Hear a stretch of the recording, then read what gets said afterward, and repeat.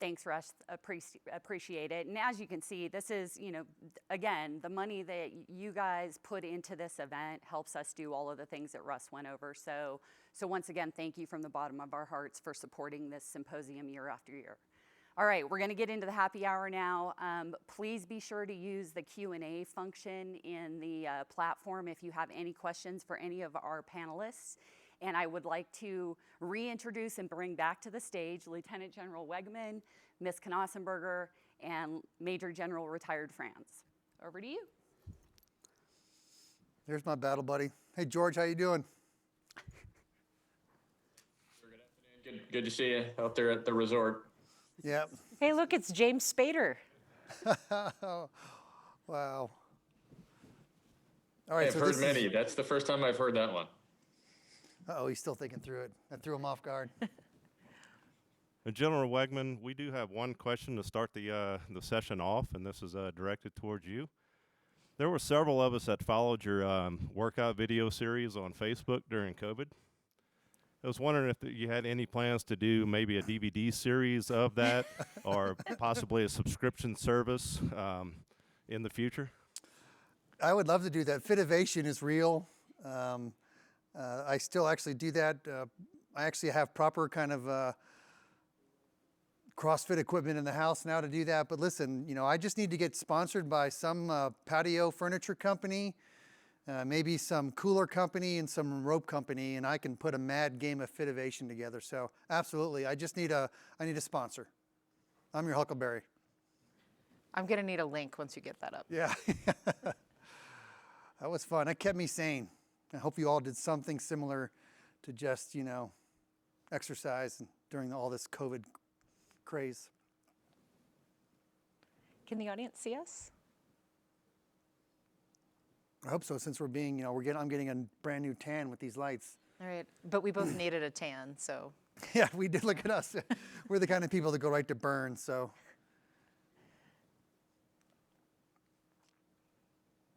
I'll throw another one out there for the group, sir, ma'am. The whole conference is centered around the power of convergence. Some of the things that we've talked about with this is with the birth of United States Space Force and the stand-up of U.S. Space Command. What do you see the linkages between air and space and that linkage that is cyber between those two particular disciplines? And what are some of the things we can expect in the future with that? You want to go first? Sure. I mean, it's a great question. I would say there's a common core competency between the United States Space Force, the United States Air Force, and in the warfighting domains of air and cyber, and that, there's a common core competency to be able to have data mobility, data agility, to have security, to have confidentiality, availability, the CIA model, all of that. Is kind of core foundational competency across both services. And then I think as we move forward, the relationship is hopefully what we have is two services that do nothing but raise each other's game all day long as we innovate and we converge on solutions, maybe in an air domain problem that can be transferred to a space domain problem.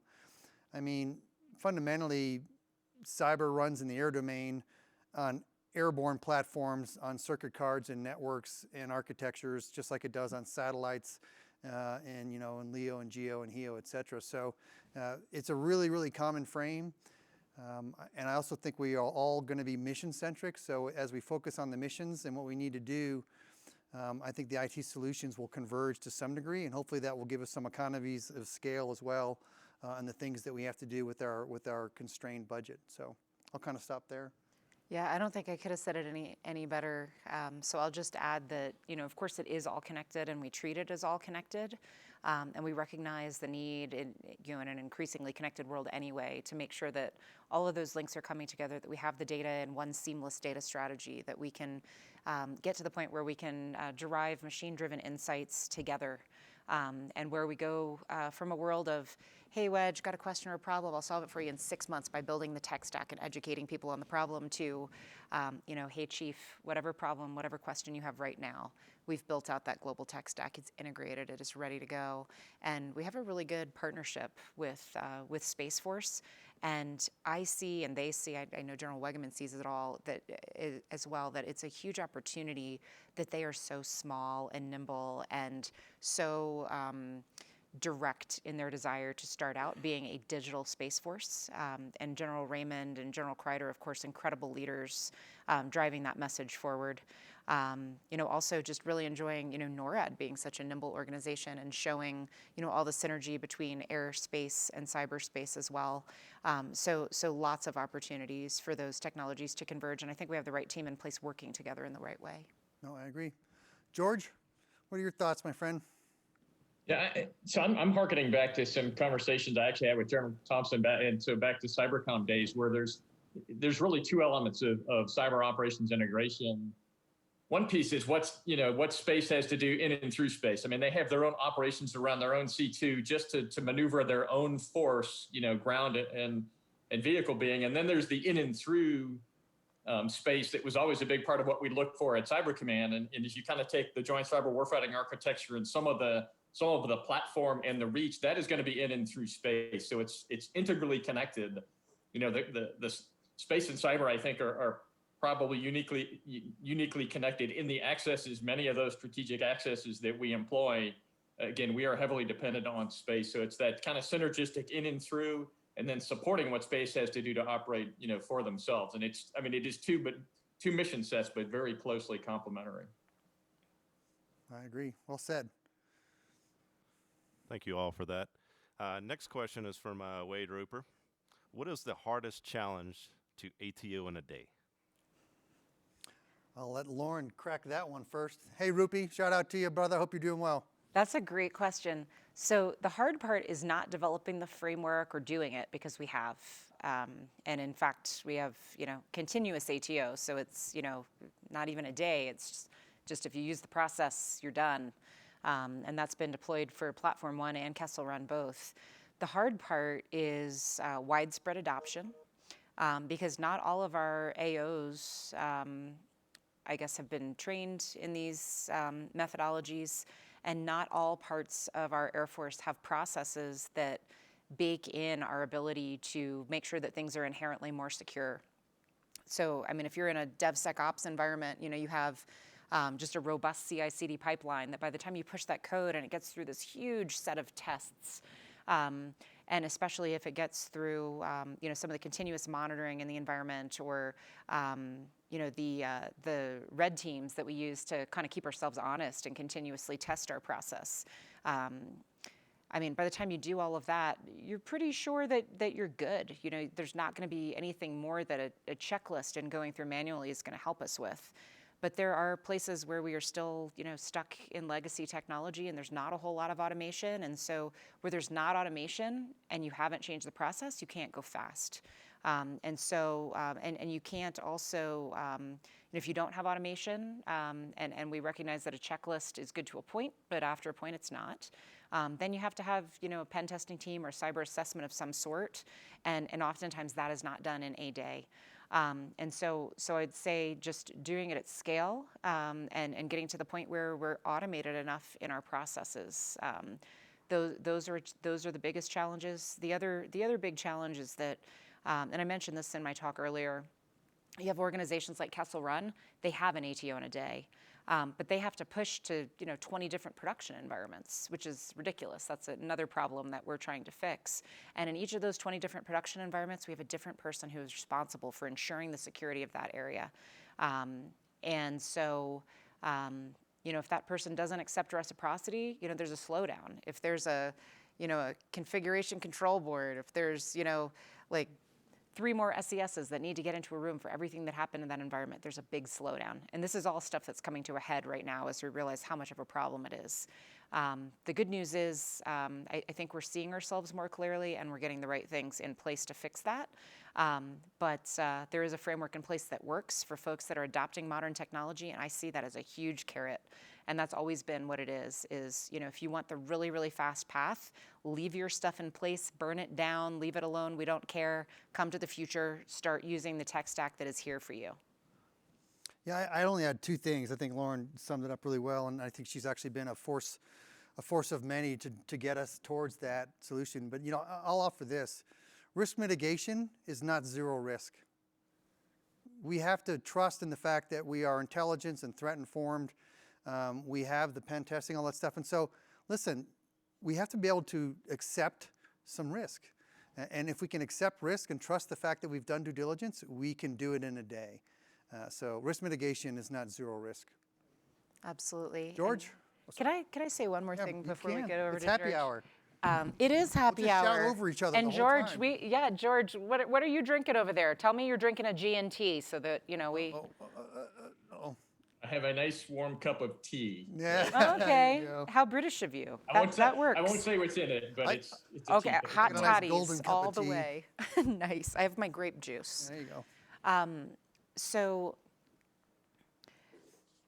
I totally lost my train of You thought. had one more thing you wanted to add on to when I said risk mitigation is not zero risk. Yes.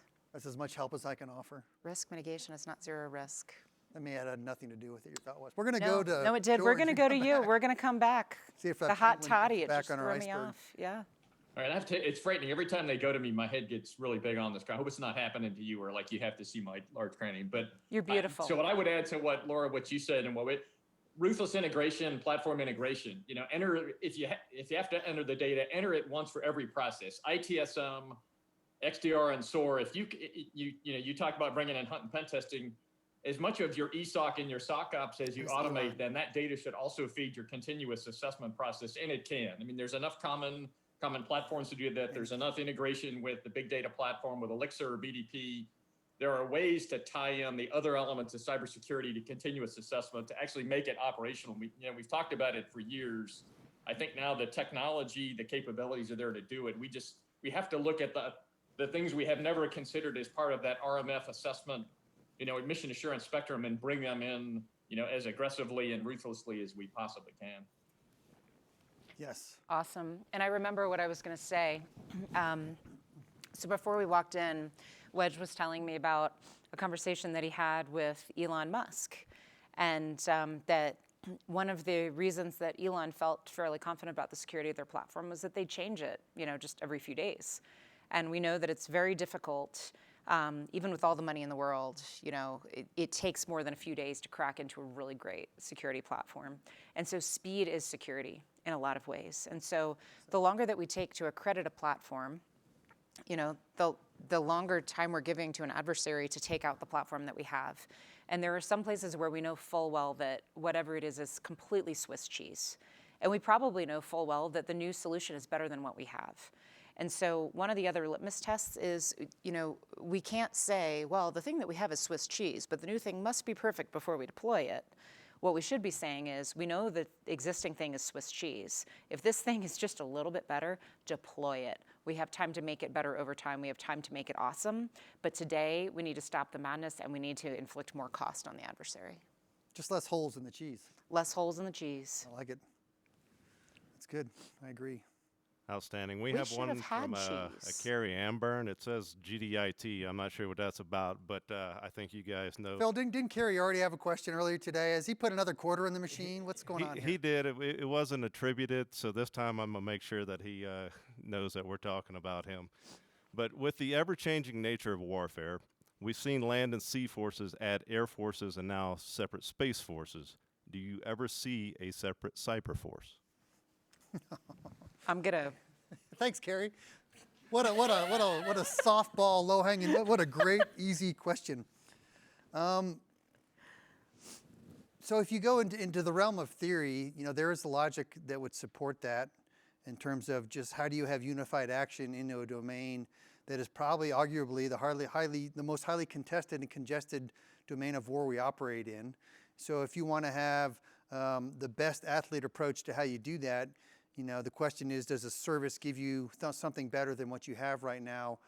With each of the services kind of a little bit of their own, doing their own thing to support their own mission sets and their own unique attributes and what they offer to the DoD and the nation. Would you, so you got to do a little pros and cons analysis. But I certainly think it's a worthwhile conversation to have. I think there should be a dialogue about that as you move forward. I think if you look at Solarigate and where we're at with supply chain disruption and other things that are happening in the space, information warfare, IO, deep fakes, it all just becomes, can we generate in, from, and through the cyberspace domain an OODA loop that is relevant and that provides us the national security and national defense that the nation expects of us? So I'm not going to give you an answer. But I do think it's a conversation that's worthy of further discussion because, frankly, we should be learning from the United States Space Force to determine, what was that bet and how is it playing out? And if we get enough goodness out of that, I think there will be plenty of people saying, well, do we need a cyber service? But, there's costs and resources associated with all these things. These are policy decisions at the national level. So how's that for dodging and parrying with your question? I don't know, Lauren, you want to throw something in there? Oh, no, you're the expert. I'm going to stay out of this one.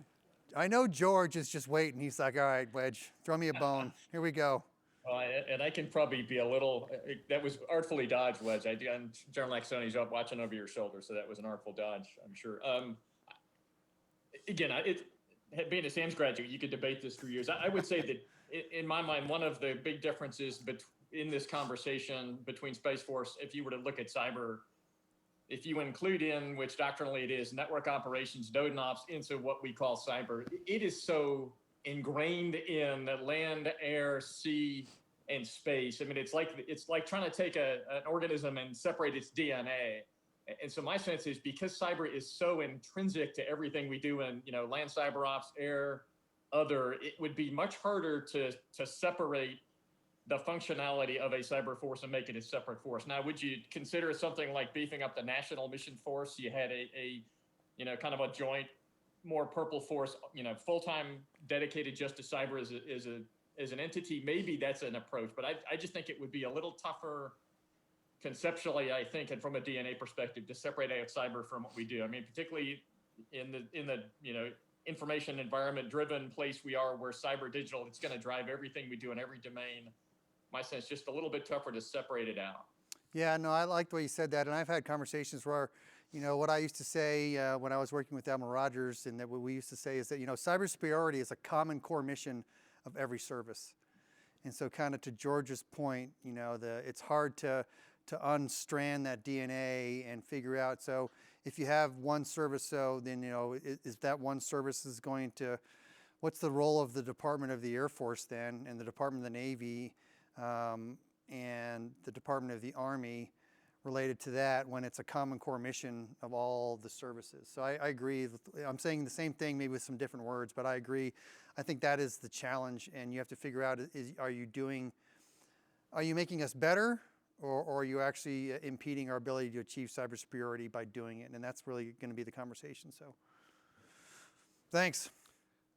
Sir, Kerry, and that's it for Kerry. Just strike him, just delete him from the group or well, something. we do have his direct contact info if you need it for later, sir. That's good. This is specifically a comment for Ms. Knossenberger, but it applies across the board, especially from an industry perspective. It'd be interested to get an opinion. Ma'am, really appreciate your Network Zero matrix chart. This is the first time I've seen an overt call out to the importance of application security. Well done. Obviously, bringing zero trust to the U.S. Air Force will be a process. What are the plans with the U.S. Space Force and zero trust? They are new, and can zero trust be done much faster with them, and how? So we're going to have one zero trust strategy for the DAF. And we do have Space Force embedded in everything that we do. We still have some things that we can do better with that, for sure, just because we're still working out the organizational constructs, and of course everyone is short-staffed, but within those constraints, we're doing a pretty good job communicating. There's one Zero Trust framework, and we'll be helping all of our organizations to move to the level of maturity that they can within each part. There are some things that will be enterprise pieces that, there's one solution. But there are places in there, like the data tagging, just giving programs guidelines for how they can start doing data tagging or how they can move to the next level of automated data tagging. Some of those are going to be things that individual programs need to tackle within the guidelines we establish, but there will be, for instance, enterprise ICAM. Different parts of the maturity model allow us to tackle things differently, and the Zero Trust framework is still, it's still drying, still pretty new. But I feel pretty confident with the model. The team did an excellent job on it. So, over the coming weeks and months, hopefully we'll have a better strategy for also engaging with industry and giving you some more guidance about where you can help.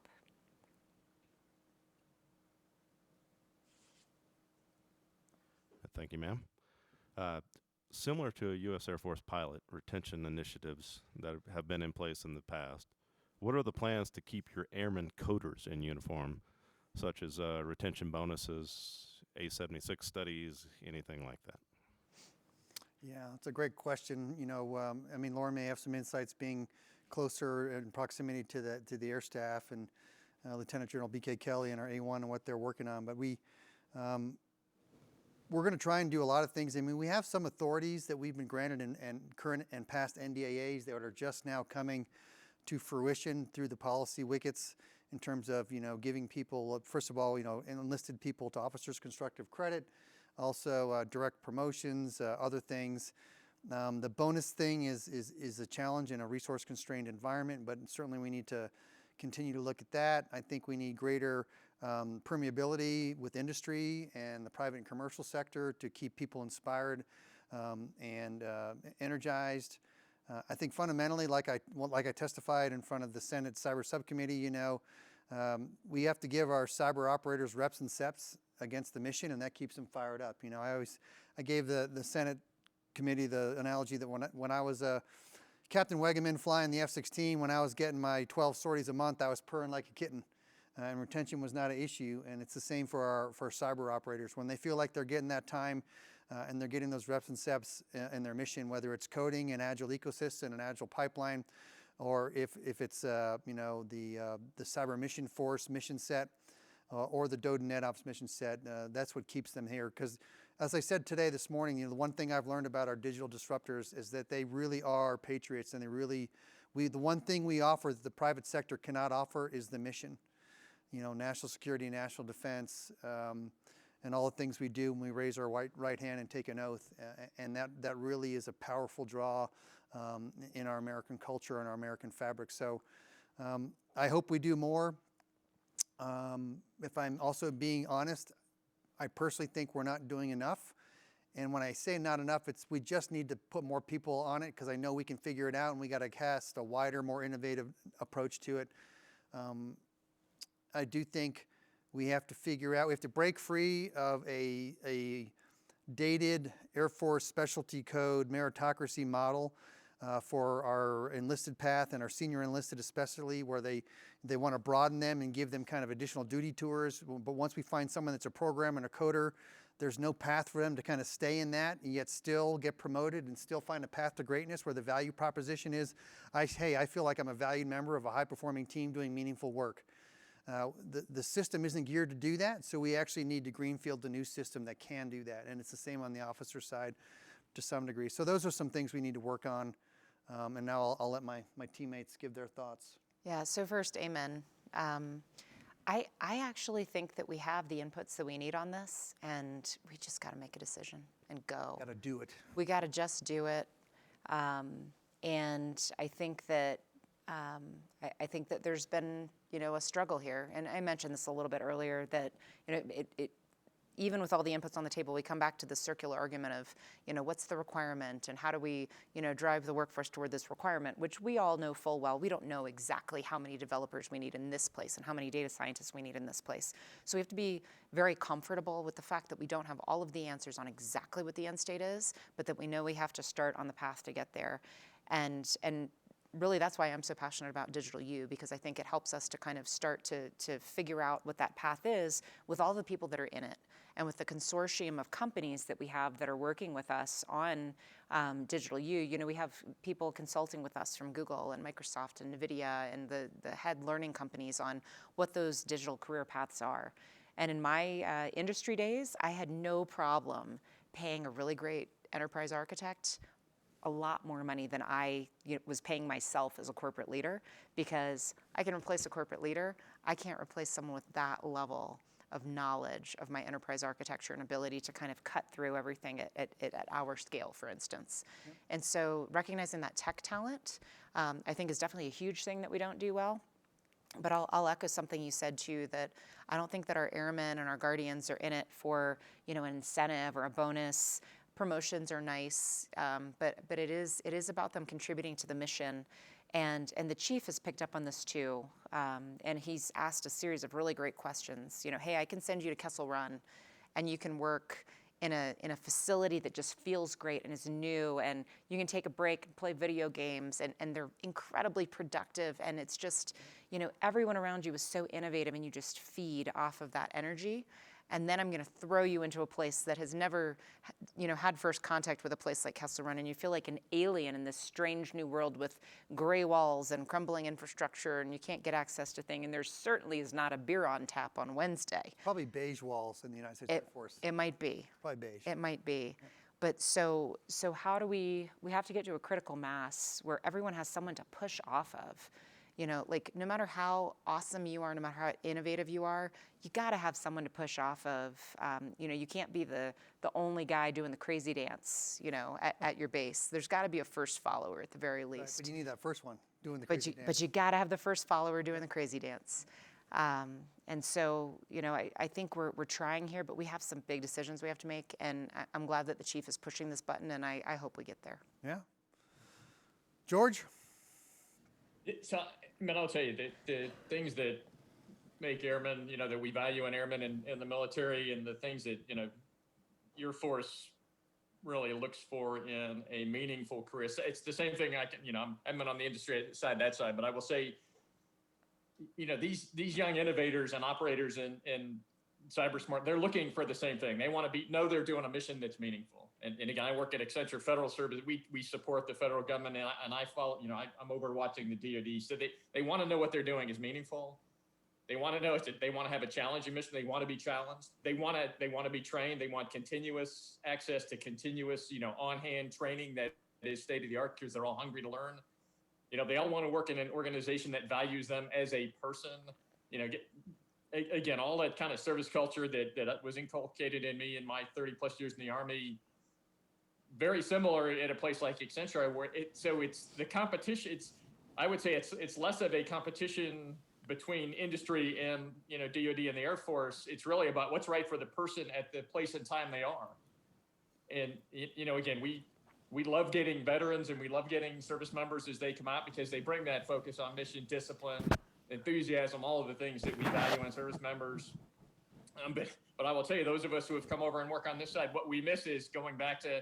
I miss being in the jock at 3 a.m. doing a mission that no one else can know about. It's really critical. It's exciting. You got folks in there just killing themselves to do this mission that you can never tell a soul that you've done it. But at the end of the day, you and your team did something that was meaningful for the nation. So you kind of have a little bit of envy on both sides. I would say the grass isn't greener on either side. It's really green on both sides.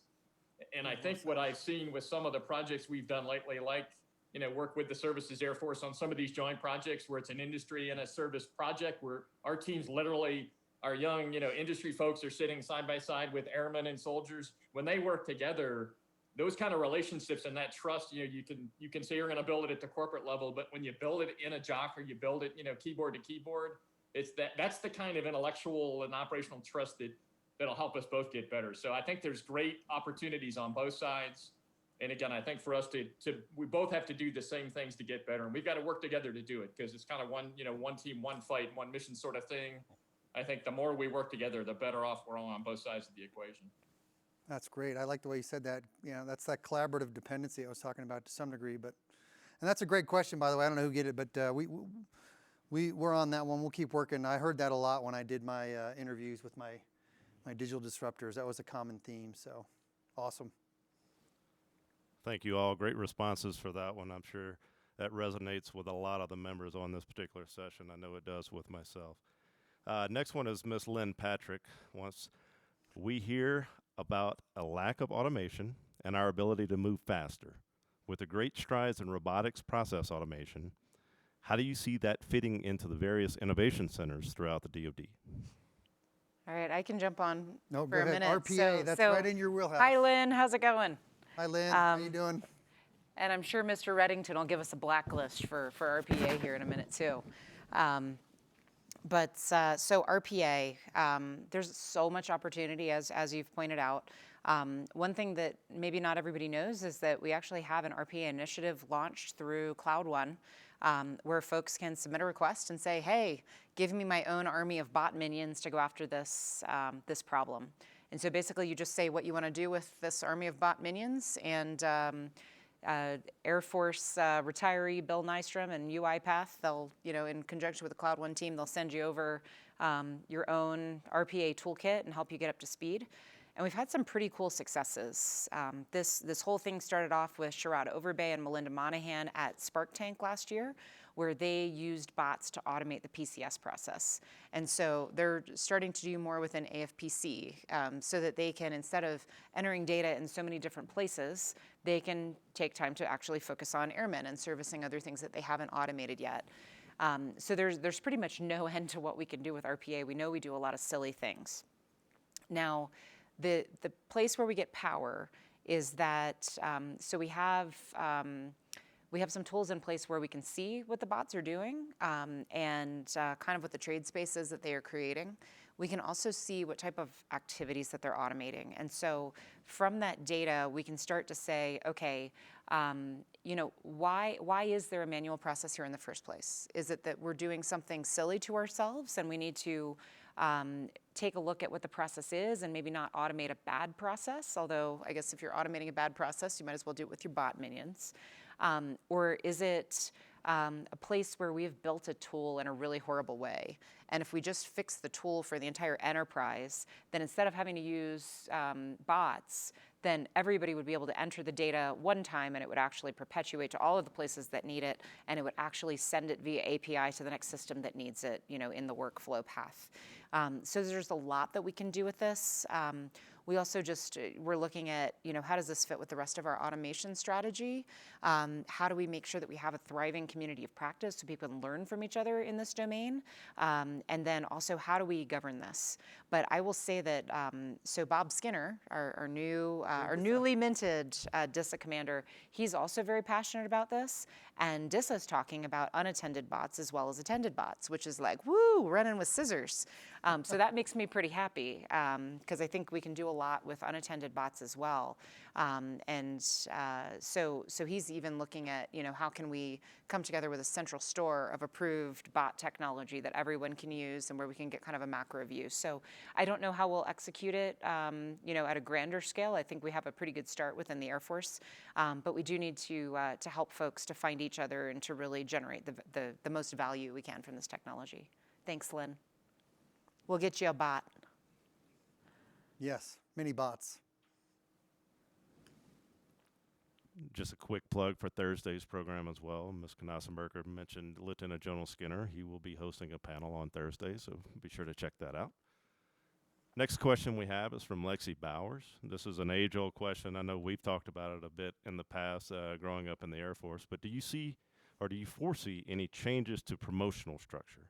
I know a lot of cyber operators who have been promoted out of being an operator to go to the role of a leader, and in the result have separated from the Air Force because of that, because they like doing what they do. Many have stated they would have stayed the same rank until retirement. That way they can support the mission as an operator versus leadership role instead. What are your thoughts?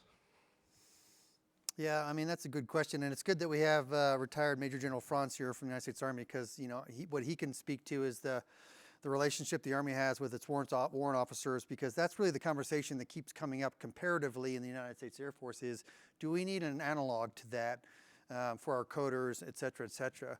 Actually, I was just in a nice cage match conversation about that about a week ago. I think if we focus on kind of the requirement and we do a greenfield analysis of what we want to do and what I keep calling that path to greatness, I think you can figure out within our existing system how to do it. But you're going to have to let go of some of those AFSC functional kind of legacy artifacts. I do think when you look at, if you do it from our, you know, COA analysis conversation, you know, that a warrant officer is a viable path, and it's something like that construct can be analyzed. You know, there's pros and cons to that as well.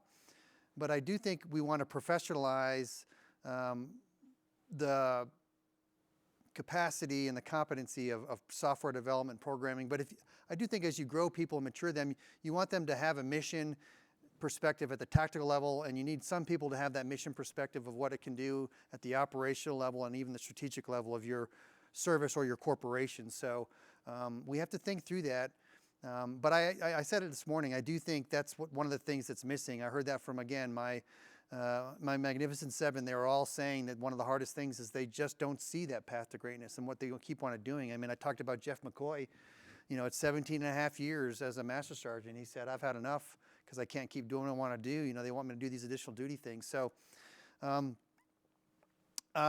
again, I'm kind of copping out a little, but I do think there's some good analysis that we need to do on that. And I will kind of use that and pivot to George and let him give us his thoughts, because the United States Army has had some great success with its warrant officers, but it also, you know, it's not without its own challenges, but I won't speak on behalf of the Army. George, your thoughts? Yeah, no, I will say this is an area where that particularly in the cyber operations field, it fits in others, you know, the intel field. Warrant officers really are the coin of the realm from a technical perspective. I know, you know, as a Joint Force Commander with the CNMF or other, you know, the toughest conversations I had were with, and you hit it, Wedge, Army Senior Master Sergeants who were just brilliant. They were technically the equivalent of a CW4, but they had no place to go, you know, no promotion opportunity. They didn't want to do the leadership things that they needed to do to stay in. And so they were at that 15-year mark, or some at 20. Same thing with really, really brilliant captains, you know, but they wanted to stay on keyboard and lead a team and be technical.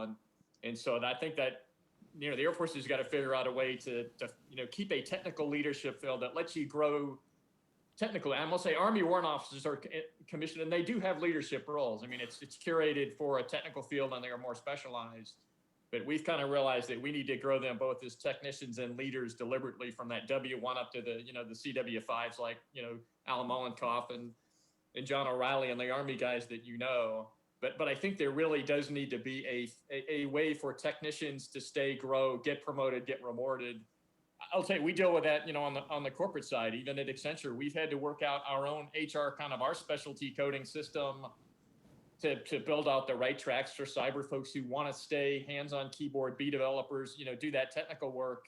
And so we work on, you know, we kind of deal with some of those same challenges in the corporate world about how do you reward people and promote them and keep them, you know, advancing, while still allowing them to stay kind of in a technical role where they want to live. And we've created unique kind of HR codings to do the same thing, even on the commercial side.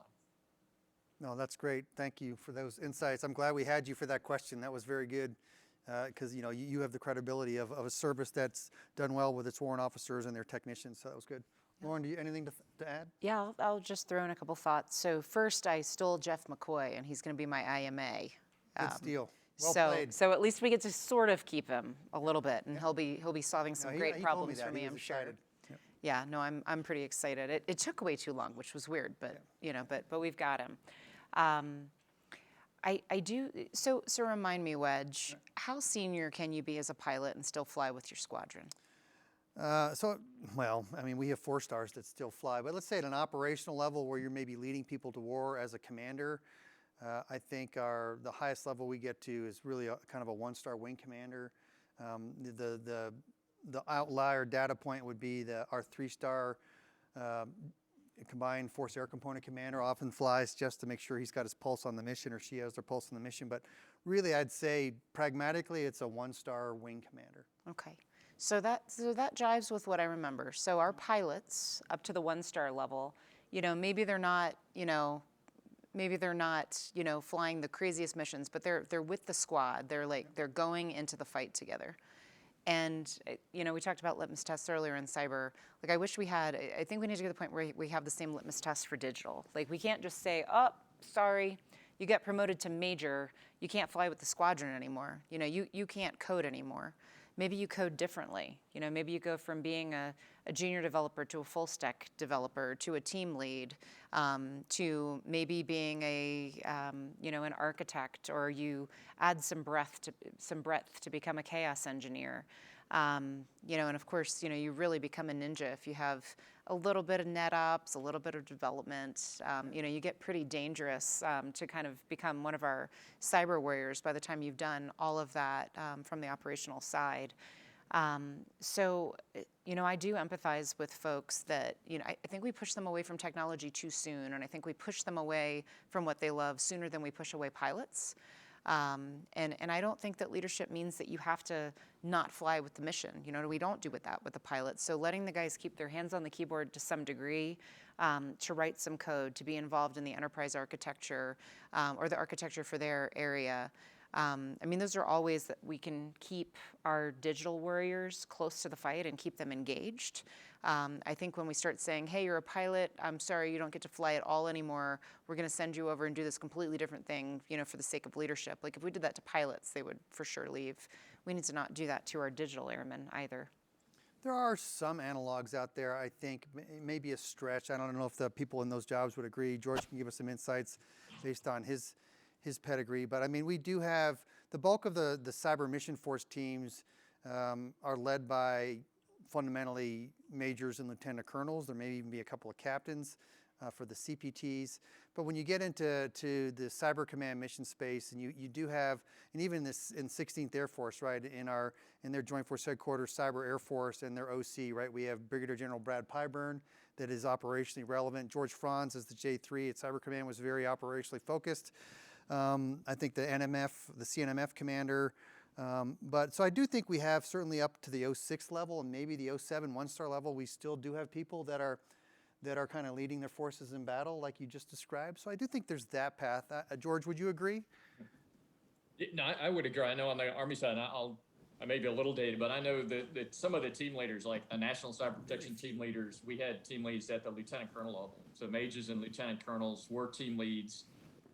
I think that in the thing that the Army did over time, and it took a little bit of time to get our promotion and the system to recognize somebody like a CPT leader or a national mission mission team leader as the cyber equivalent of a battalion command, which in the Army that's kind of the coin of the realm. So there we deliberately tried to create kind of that hierarchy where you could go from if you're a commissioned officer, second lieutenant to 4-star. Now that we've got the ability to command cyber, with a path to stay in cyber and stay, I would say, as close to technical as you can, leading at the team level throughout that progression. It took some time, and it's, I would not claim it to be perfect, but there was a deliberate effort to build in that ability to be a technical leader at the team level as high as we thought we could possibly drive it. Yeah, so I was just kind of whispering to Lauren that the challenge we have is there's some of that, there's just not a lot of it. There's opportunity, but those, what we're describing is a finite amount of positions, but proportionally to the size of the force, it's about right. And I agree. I think battalion and in our lexicon, squadron command opportunity is a way you can galvanize that and get it more, make it more formal. We have yet, at a team of 64 or something like that, I think it used to be for a combat mission team or a national mission team. When I was an F-16 squadron commander for the second part of my command tour, I only had 52 people on my squadron. So these teams are actually bigger than some of our line fighter squadron units now, although I think we may put the ops and maintenance bands back together depending on where we decide to go, and that may make that 350 or 400. But I do think there's great opportunity to recognize these people and what they do, and maybe make them squadron command positions, which would help, I think, with a lot of the path to greatness visibility and things like that. So, And I think Yeah, naturally Wedge, as we and embrace, sorry, go ahead, George. I was just going to say, and Wedge was involved when we built the CNMF, and the way we built the teams and the way we built kind of that progression structure.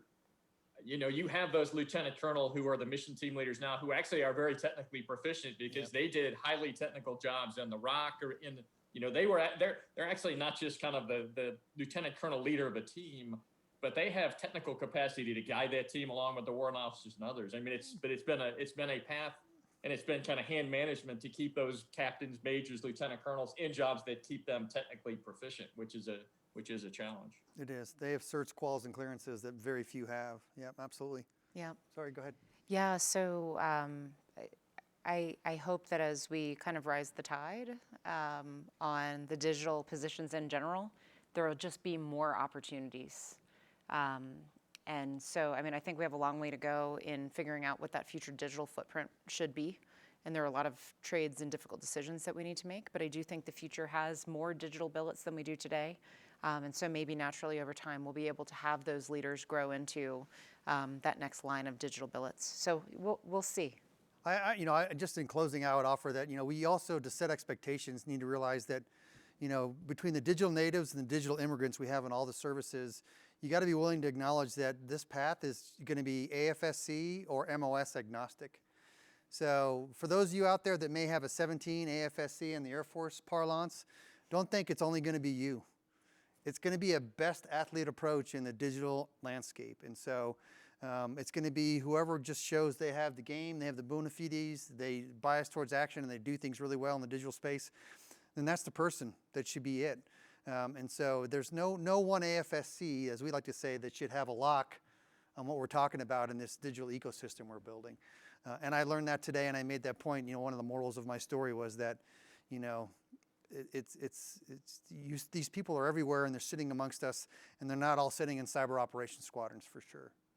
Yeah, and if the best fighter's the cook, we're putting them in the fight. Yeah, that's right. Well, and I like to eat well, so that'd be great. Great discussion on that one. Just a reminder to everyone that has participated in the different sessions today, we are tracking all the questions. If we didn't ask your question live, we are passing those to the principals, and they will be providing responses. We're going to give all those questions to George, and he'll respond to you in writing. We do have a few minutes left if you guys would like to go around for some closing comments and thoughts, and kind of go from there. Lauren? Let's let George go first on this one. Oh, bummer. All right, and I will gladly do that, and I will not take the remaining 4 minutes. I just want to say, so thank you for letting us participate in the panel earlier. Again, the team really enjoyed, the opportunity, and thank you for letting me join this very Air Force heavy, space oriented, end of day event. Again, Wedge, you hit it, and Ms. Nossenberg, I've heard you say it.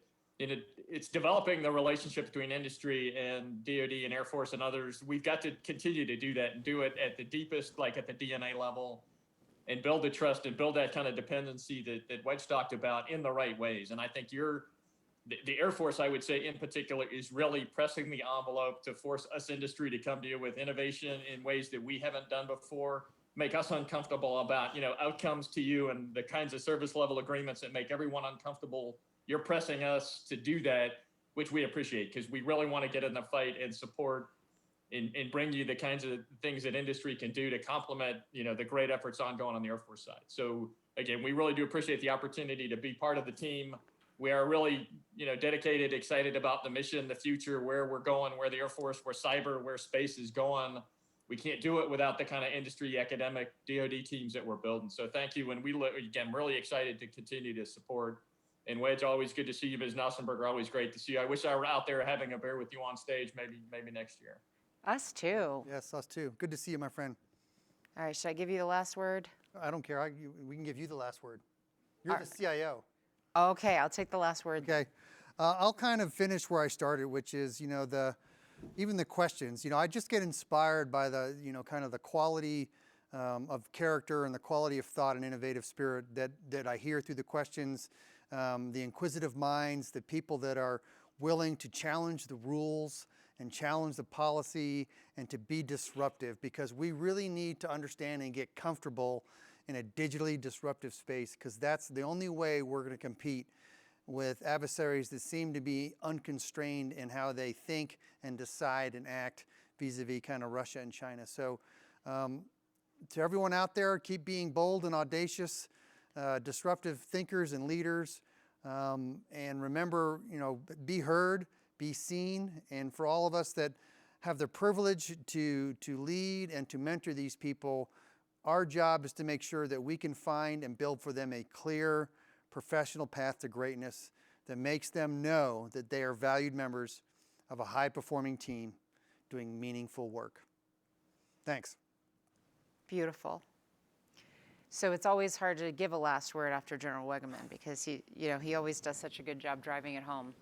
But I just, everything that we're talking about today, from the keynotes to the discussion here, the Q&A and all the sessions, what we're doing, we are building out the foundation of our future competitive advantage as a warfighting department and as a nation. And as General Wegeman just reminded us, we have a very large unified enemy. And we don't win unless we are unified. I mean, within our own services, with our industry partners, with our academic partners, across services, with our allies. We have to have everybody on the game board. We all have to be working together. And so we have a lot of things in place today that are doing that well. But we need your help. And just everything that I said earlier today about working as an enterprise, I do want people to think when they hear the word enterprise, you are part of it. That's our industry partners as well. You are part of the enterprise. You are helping us to add that value. We want you to tell us when we're not pushing hard enough. We're going to tell you when you're not pushing hard enough. We are truly in this together. And I see a lot of real promise. I see a lot of opportunities for us to, across the DoD, to adopt standards much like Google and Facebook and Twitter did with the data transfer project. We are just kind of, chipping at the surface on the level of collaboration that we can have. But I think the desire is there. I think we have the right people in place to pull it off. So I look forward to continuing to partner with you. Airmen and Guardians, I look forward to continuing to partner with you. Let's go knock this out of the park. Peace. Okay, ma'am, sirs. Awesome. Thank you again for being with us here today. Just to reiterate, we know how busy you guys are, and we really do appreciate you all taking the time out to be with us here. And hopefully we can have you all back here again in your future roles and be another participant in one of our future years and future sessions. So we look forward to that.